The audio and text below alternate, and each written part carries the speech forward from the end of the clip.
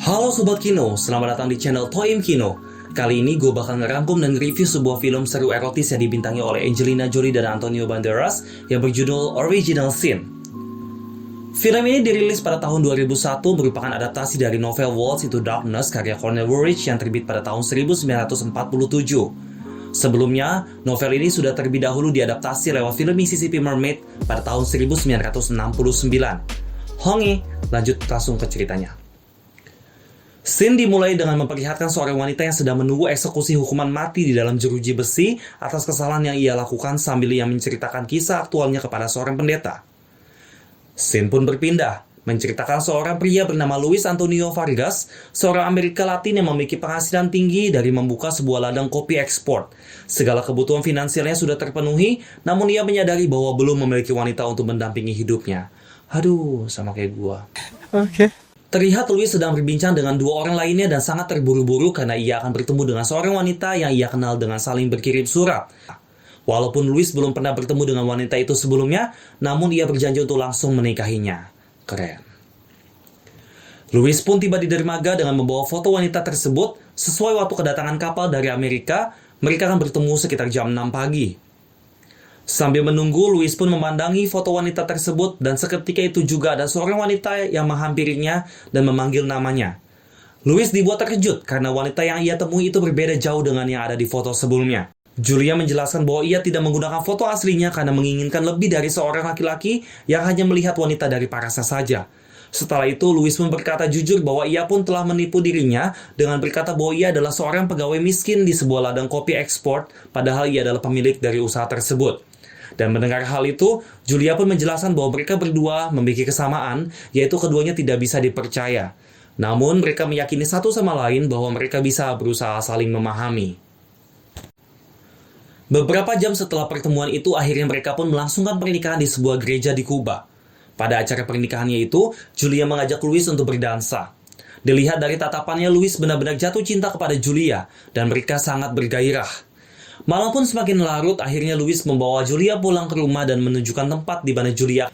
Scene berlanjut di keesokan paginya di mana terlihat Louis yang terbangun dan melihat Julia mengantarkan kopi untuk dirinya. Louis pun semakin jatuh cinta dibuatnya, dan Louis pun mengajak Julia untuk mengunjungi kebun kopi miliknya sekaligus untuk lebih mengenal istrinya tersebut. Kemesraan mereka pun semakin bertumbuh dan mereka pun melakukan cike popok di kebun kopi tersebut. Selain itu, Louis pun mengajak Julia untuk menonton pertunjukan teater, namun sesampainya di sana, Louis pun lebih terfokus kepada istrinya itu. Dan beberapa saat kemudian, Julia meminta izin untuk pergi ke belakang, dan Louis pun khawatir dan mengikuti Julia ke belakang panggung.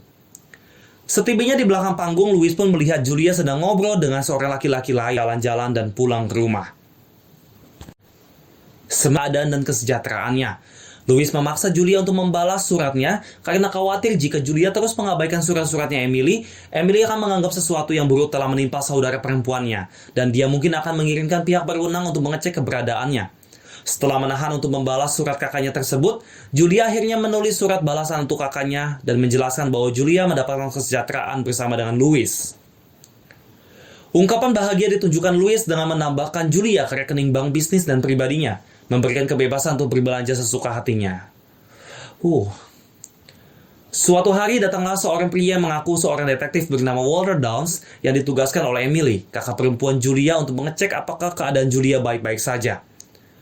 Beberapa hari kemudian, Louis kedatangan seorang tamu yaitu Emily, kakak perempuan Julia yang membawa surat balasan dari Julia.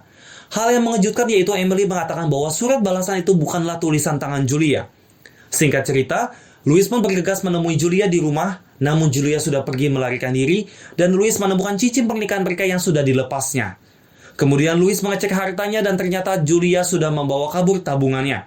Louis pun menjadi sangat kecewa, patah hati, marah, dan putus asa karena sudah kehilangan sebagian dari hartanya.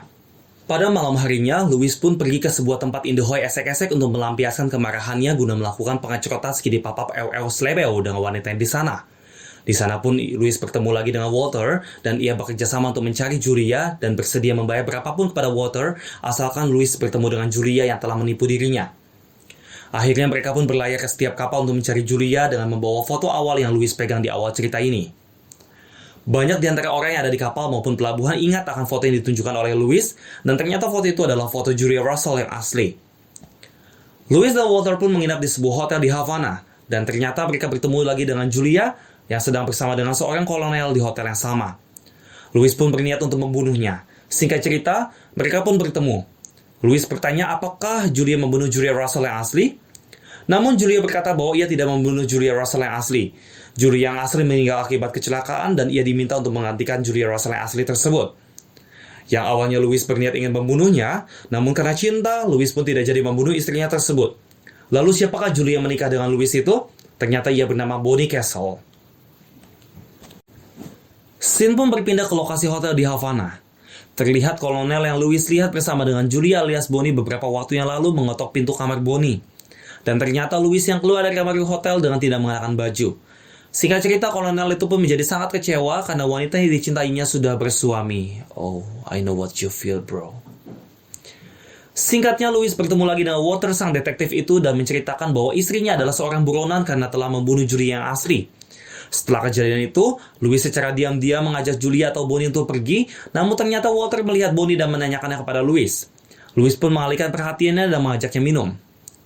Louis sudah memperingatkan Walter untuk pergi, namun dia tidak menurutinya. Alhasil Louis membunuh Walter dengan cara menembaknya, dan Bonnie menyuruh Louis untuk segera pergi membeli tiket. Namun ternyata Walter pun bangkit lagi karena ia hanya berpura-pura mati. Hal itu dikarenakan karena ketika Walter menginap bersama Louis di hotel tersebut, Walter telah mengganti pistol itu dengan peluru kosong. Wih, jahat kali no. Bonnie ternyata sekongkol dengan Walter yang ternyata dirinya adalah Billy. Siapakah Billy? Billy adalah seorang pria yang bertemu dengan Julia atau Bonnie di belakang panggung pada saat pertunjukan teater waktu itu, yang juga merupakan detektif palsu, suami Julia palsu tersebut. Billy atau Walter pun memberikan perintah terakhir kepada Bonnie untuk pergi ke Santiago dan menjual semua saham yang ada.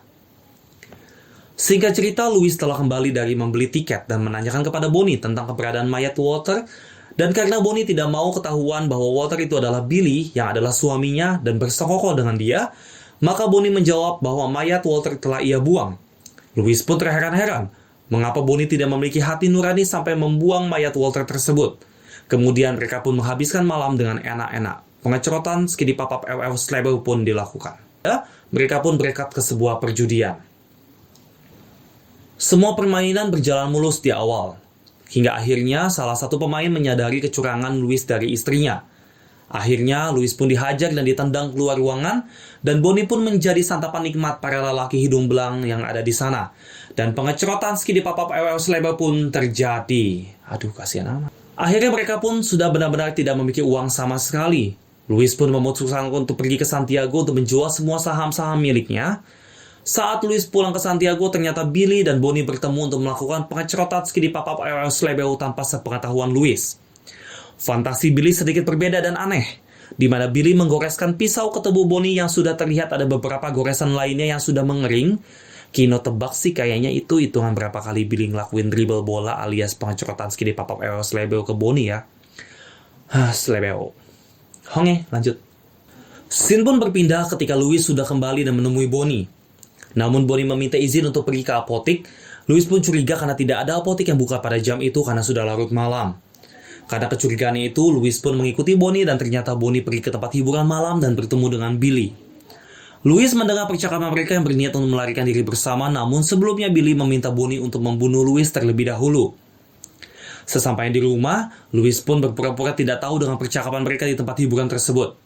Bonnie pun membuatkan Louis kopi yang ternyata sudah dicampur dengan racun. Sambil akan menikmati kopi, mereka pun melakukan obrolan yang cukup mendalam. Obrolan Louis pun membuat Bonnie luluh dengan mengatakan bahwa dari awal sampai akhir pun Louis akan tetap mencintai Bonnie meskipun Bonnie akan menyakitinya. Setelah berbicara, Louis pun meminum kopi yang sudah dicampur dengan racun tersebut. Sontak Bonnie ingin menggagalkannya, tetapi kopi sudah terminum oleh Louis yang mengakibatkan mulut Louis pun berbusa.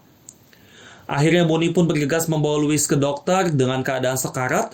Namun di luar rumah, Billy sudah mengintai dan mengikuti mereka.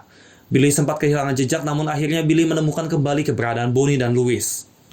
Perkiraannya adalah salah, dan akhirnya Billy pun tertembak oleh pistol Louis, juga ditambah tembakan sekali lagi dari Bonnie. Akhirnya Billy pun tewas di tempat. Scene pun berpindah kepada Bonnie yang sekarang berada di penjara dan teman satu selnya adalah seorang pendeta. Mendengar cerita Bonnie, maka pendeta tersebut mendoakan Bonnie yang ternyata seorang wanita yang sedang menunggu eksekusi hukuman gantung di awal scene film ini. Keesokan harinya ketika penjaga datang menjemput Bonnie, sayang sekali para penjaga hanya melihat pendeta yang sedang berada di penjara tersebut. Ternyata Bonnie sudah kabur dari penjara tersebut 1 jam yang lalu.